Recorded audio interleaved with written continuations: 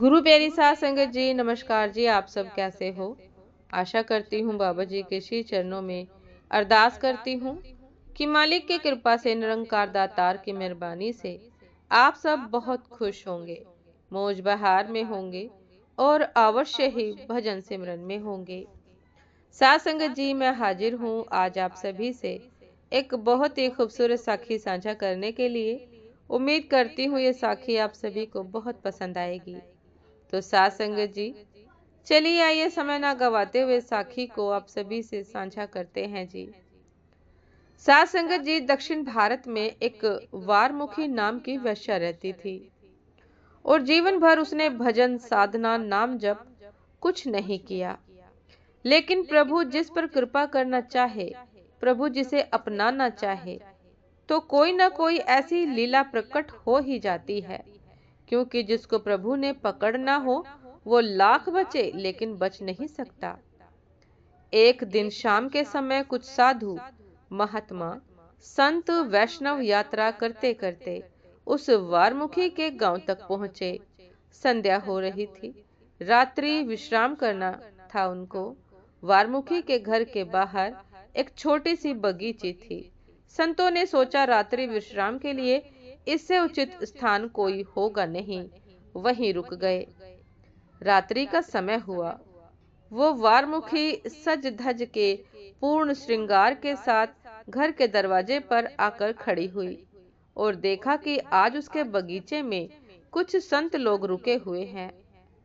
वारमुखी के मन में तो आनंद हो गया कि मुझ जैसी पतिता के घर में भी संत कृपा कर सकते हैं।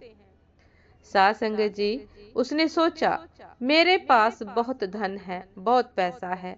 आज प्रभु कृपा से जीवन में पहली बार मेरे दरवाजे पर संत आए हैं, क्यों न इनकी कुछ सेवा कर लूं। अंदर गई, घर में एक थाल मोहरों से स्वर्ण से भर लाई और थाल सजा के चली कि संतों की सेवा के लिए। सोच रही है कि आज मेरा कमाया हुआ धन सफल हो गया। आज ये धन संतों की सेवा में लगने जा रहा है। लेकिन मन में डर भी था, पता नहीं स्वीकार करेंगे भी या नहीं। हिम्मत जुटा के पहुंची है, हाथ में सोने का थाल है। जैसे ही बगीचे की दहलीज पर पहुंची और एक कदम आगे बढ़ाने लगी तो कदम वहीं रुक गए। कदम आगे बढ़ते नहीं। लाख प्रयास करती है लेकिन कदम बढ़ते नहीं। एक संत ने देखा कि एक स्त्री दरवाजे पे खड़ी है। वो आए उसके पास और कहा कि देवी कौन हो, क्या बात है, कैसे खड़ी हो यहाँ आधी रात को? वारमुखी ने कहा, बाबा जिस बगीचे में आप बैठे हो वो मेरा है, ये घर मेरा है। बाबा मैं कुछ सेवा करना चाहती हूँ। प्रेमवश उसकी आंखों में आंसू आ गए। संत ने कहा, अच्छा क्या सेवा करना चाहती हो? वारमुखी कहती है, बाबा मेरे पास बहुत धन है, ये कुछ तुच्छ भेंट है, ये मैं आपके लिए लाई हूँ, आप इसे स्वीकार करें। संतों ने पूछा, तेरी भेंट तो स्वीकार कर लेंगे, लेकिन पहले ये तो पता चले कि तू कौन है, क्योंकि दान भी हर किसी से नहीं लेना चाहिए। न जाने कैसे कैसे कर्मों के द्वारा धन कमाया जाता है। साथ संगत जी, अब वारमुखी चुप हो गई, डर गई। कैसे कहूँ कि मैं एक वैश्या हूँ। अगर मैं इन्हें बताऊं कि मैं एक वैश्या हूँ तो ये मेरी सेवा को स्वीकार नहीं करेंगे। और आज बड़े भाग्य से मुझ जैसी पतित के घर में संत पधारे हैं और मैं सेवा न कर पाऊं, इससे बड़े दुर्भाग्य की बात भला क्या होगी। साथ संगत जी, उन संत ने कहा कि देवी जो भी है सच सच बोल दो, कोई पर्दा मत करना। क्या नाम है तुम्हारा, कौन हो? उसने हिम्मत जुटाई और कहा कि बाबा मेरा नाम वारमुखी है, क्षमा करना बाबा, मैं एक वैश्य हूँ। संत जी चौंक पड़े। उसी मंडली में श्री रामानंदाचार्य जी महाराज भी बैठे थे और उन्हीं के भजन का ये प्रभाव था कि वारमुखी अपने घर के बगीचे में एक कदम आगे नहीं बढ़ा पा रही। वो संत दौड़ के स्वामी जी के पास पहुंचे और उन्हें सारी बात बताई कि बाबा जिस बगीचे में हम बैठे हैं ये एक वैश्य का बगीचा है। और वो वैश्या बाहर खड़ी है, एक थाली में सोने चांदी हीरे मोहरे लेकर आई है सेवा के लिए। बाबा, हम तो वैश्य का धन स्वीकार नहीं कर सकते। स्वामी जी ने कहा कि सत्य बात है, एक वैश्य का धन हम कैसे स्वीकार कर सकते हैं, लेकिन आई तो भाव से है।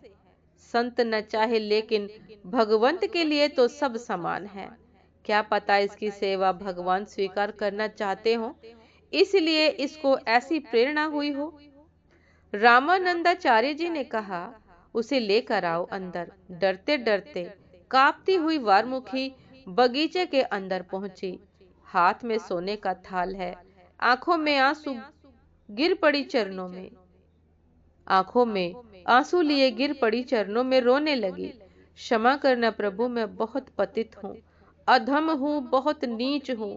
न कोई भजन किया है, न साधना, न कोई जप किया है, लेकिन मन में एक जिज्ञासा जगी जब से आपका दर्शन किया कि कोई न कोई तो ऐसी बात होगी जो आज मेरे द्वार पर संत आए हैं।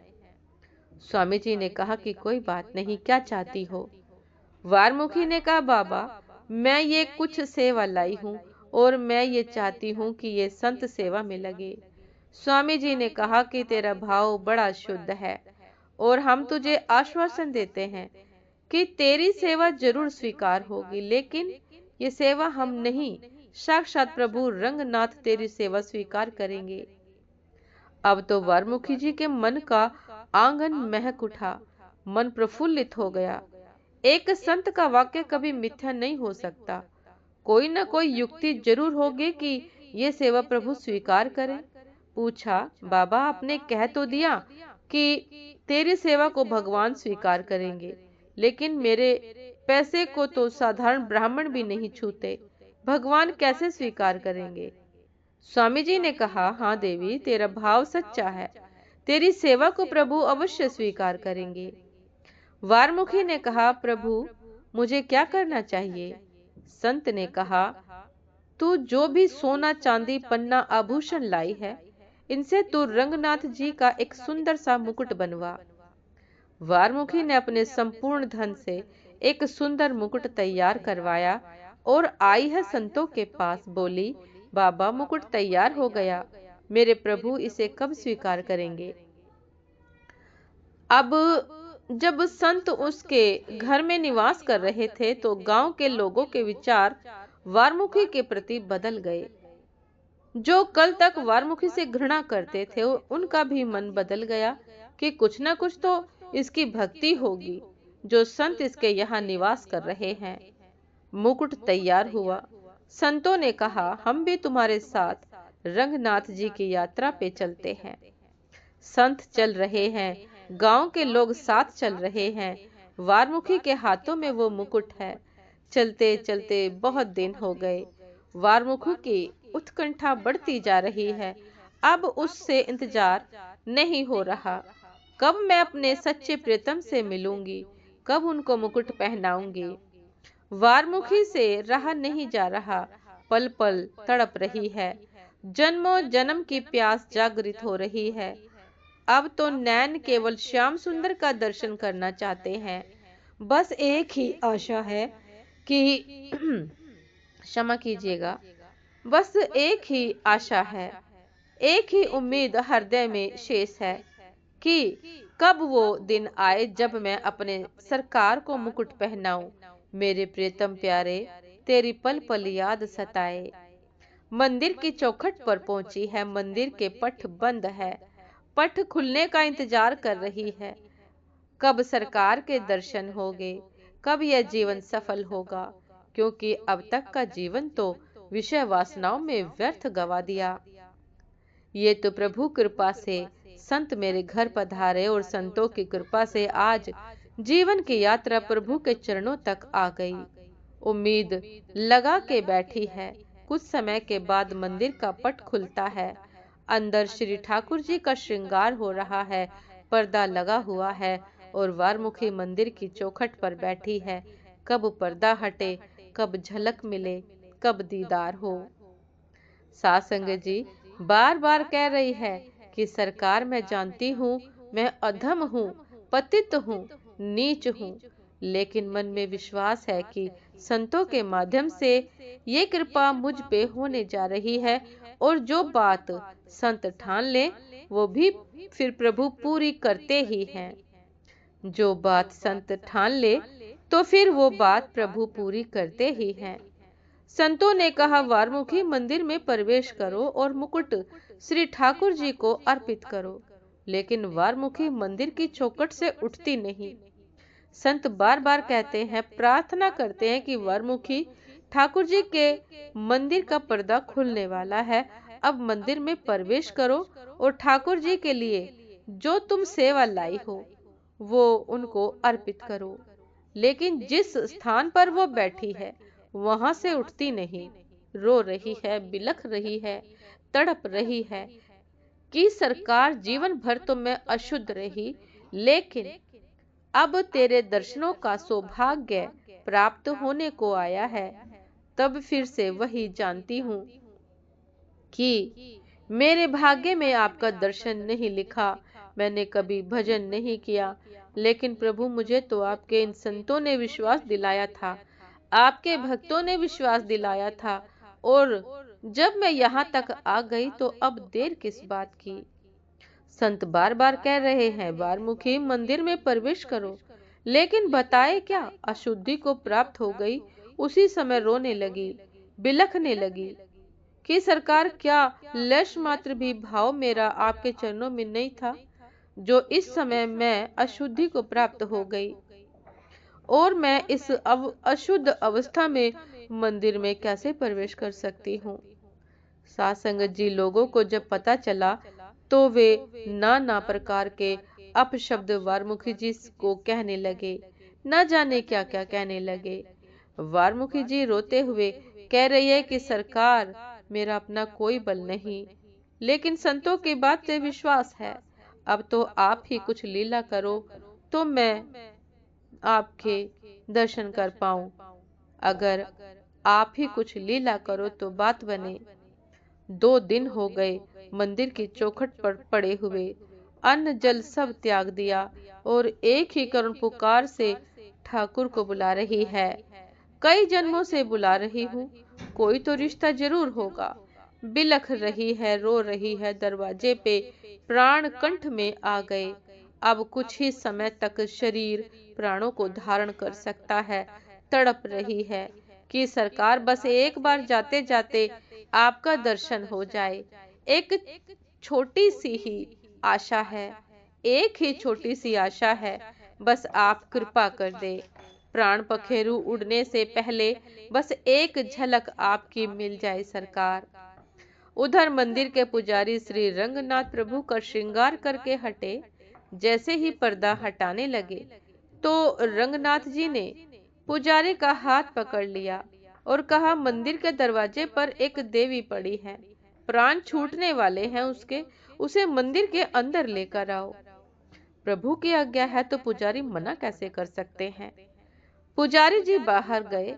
वारमुखी के पास बिल्कुल बेसुध पड़ी थी, प्राण निकलने वाले थे। पुजारी ने वारमुखी से कहा, देवी अंदर चलो, सरकार के दर्शन करो। रो रही है, कैसे कहे कि मंदिर में प्रवेश नहीं कर सकती। पुजारी वारमुखी जी को अंदर तक लेके आते हैं।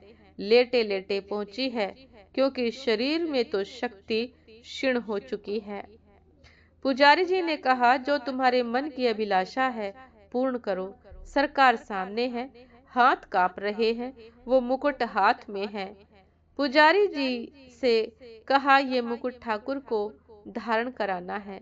अभी पुजारी जी हाथ में मुकुट लेने ही वाले थे, इतने में तो रंगनाथ जी मंदिर से बाहर आ गए और अपना शीश झुका दिया वारमुखी के आगे। वारमुखी, ये मुकुट पहनूंगा तो केवल तेरे हाथों से। साध संगत जी, भक्त और भगवान का मिलन हो गया। साध संगत जी, भक्त और भगवान का मिलन हो गया। श्री ठाकुर जी ने वारमुखी के हाथों से उस मुकुट को धारण किया। चारों ओर वारमुखी जी की भक्ति की जय जयकार होने लगी। साथ संगत जी, ये थी आज की एक बहुत ही खूबसूरत साखी। उम्मीद करती हूँ ये साखी आप सभी को बहुत पसंद आई होगी। यदि पसंद आई हो साथ संगत जी तो लाइक कमेंट शेयर करना ना भूलिएगा। चैनल पर जो भी नए हैं कृपा करके सब्सक्राइब कर लीजिएगा, ताकि चैनल पर मिलने वाली सभी शब्द साखियों की अपडेट आप सभी को समय पर मिलती रहे। साथ संगत जी, आप हमें इंस्टाग्राम पर भी फॉलो कर सकते हैं। इंस्टाग्राम का लिंक डिस्क्रिप्शन बॉक्स में दिया गया है। तो साथ संगत जी, दासी को भी आज्ञा दीजिए, आपसे फिर मुलाकात होती है एक बहुत ही खूबसूरत साखी के साथ, एक खूबसूरत विचार के साथ। तब तक के लिए नमस्कार जी। सदा खुश रहिए, मुस्कुराते रहिए, भजन सिमरन अवश्य करते रहिए। साथ संगत जी, यदि श्रद्धा हमारे मन में सच्ची है तो भगवान भगत के बस में हो जाते हैं। नमस्कार जी।